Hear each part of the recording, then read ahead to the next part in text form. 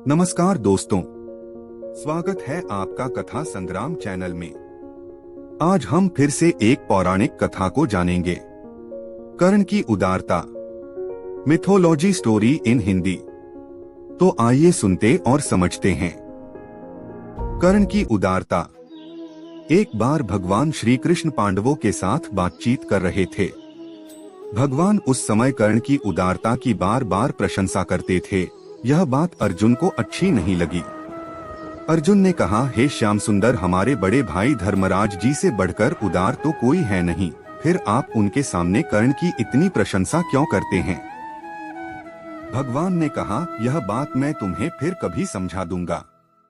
कुछ दिनों बाद अर्जुन को साथ लेकर भगवान श्री कृष्ण धर्मराज युधिष्ठिर के राजभवन के दरवाजे पर ब्राह्मण का वेश बनाकर पहुँचे। उन्होंने धर्मराज से कहा, हमको एक मन चंदन की सूखी लकड़ी चाहिए, आप कृपा करके मंगा दें। उस दिन जोर की वर्षा हो रही थी। कहीं से भी लकड़ी लाने पर वह अवश्य भीग जाती। महाराज युधिष्ठिर ने नगर में अपने सेवक भेजे, किंतु संयोग की बात ऐसी कि कहीं भी चंदन की सूखी लकड़ी सेर से अधिक नहीं मिली। युधिष्ठिर ने हाथ जोड़कर प्रार्थना की, आज सूखा चंदन मिल नहीं रहा है। आप लोग कोई और वस्तु चाहें तो तुरंत दी जा सकती है। भगवान ने कहा, सूखा चंदन नहीं मिलता तो न सही, हमें कुछ और नहीं चाहिए। वहां से अर्जुन को साथ लिए उसी ब्राह्मण के वेश में भगवान कर्ण के यहाँ पहुँचे। कर्ण ने बड़ी श्रद्धा से उनका स्वागत किया। भगवान ने कहा, हमें इसी समय एक मन सूखी लकड़ी चाहिए। कर्ण ने दोनों ब्राह्मणों को आसन पर बैठाकर उनकी पूजा की।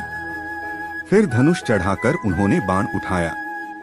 बाण मार मारकर कर्ण ने अपने सुंदर महल के मूल्यवान किंवाड़, चौखटें, पलंग आदि तोड़ डाले और लकड़ियों का ढेर लगा दिया। सब लकड़ियां चंदन की थीं। यह देखकर भगवान ने कर्ण से कहा, तुमने सूखी लकड़ियों के लिए इतनी मूल्यवान वस्तुएं क्यों नष्ट की? कर्ण हाथ जोड़कर बोले, इस समय वर्षा हो रही है, बाहर से लकड़ी मंगाने में देर होगी, आप लोगों को रुकना पड़ेगा, लकड़ी भीग भी जाएगी। ये सब वस्तुएं तो फिर बन जाएगी, किंतु मेरे यहाँ आए अतिथि को निराश होना पड़े या कष्ट हो तो वह दुख मेरे हृदय से कभी दूर नहीं होगा। भगवान ने कर्ण को यशस्वी होने का आशीर्वाद दिया और वहां से अर्जुन के साथ चले आए।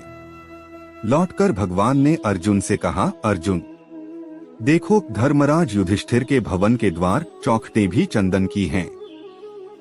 चंदन की दूसरी वस्तुएं भी राजभवन में हैं।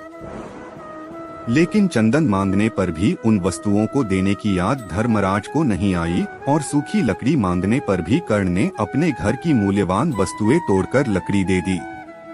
कर्ण स्वभाव से उदार हैं और धर्मराज युधिष्ठिर विचार करके धर्म पर स्थिर रहते हैं। मैं इसी से कर्ण की प्रशंसा करता हूँ।